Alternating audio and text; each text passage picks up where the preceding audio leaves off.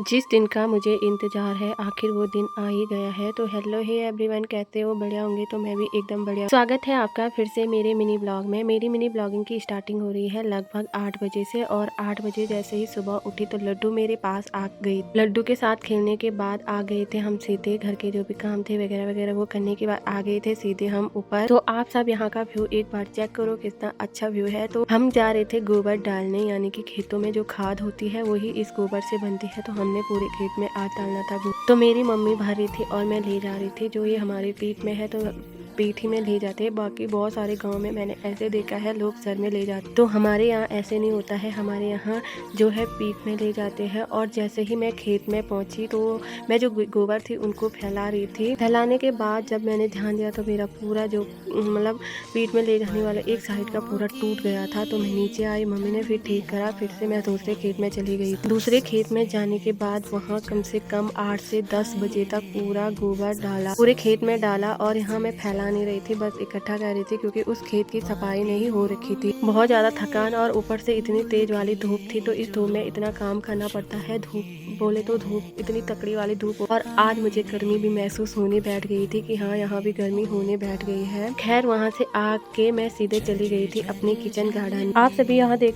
सकते हो कितने अच्छे से सब कुछ हो रखा है। लहसुन ने भी इतनी तेजी से ग्रो करने बैठ गई थी। लगभग यहाँ पानी भी नहीं आ रहा है, उस हिसाब से यहाँ बहुत ही अच्छा हो रहा था। और जिस दिन का मुझे इंतजार था आखिर वो दिन। मुझे इस रेड मूली को जब मैंने लगाई थी तब मैं बहुत एक्साइट थी, और उसको निकालने के लिए तो मैं इतना ही एक्साइट थी। तो मैंने जैसे ही ये मूली निकाली तो मुझे ऐसी उम्मीद नहीं थी कि ये इस तरह होंगे। ये इतनी बेकार और इतनी हार्ड थी, मैंने कभी सोचा भी नहीं थी कि कोई मूली ऐसी इससे अच्छी। तो ये व्हाइट वाली मूली थी, बहुत ही टेस्टी। चलो आज के लिए इतना ही, मिलती हूँ अगले मिनी ब्लॉग में।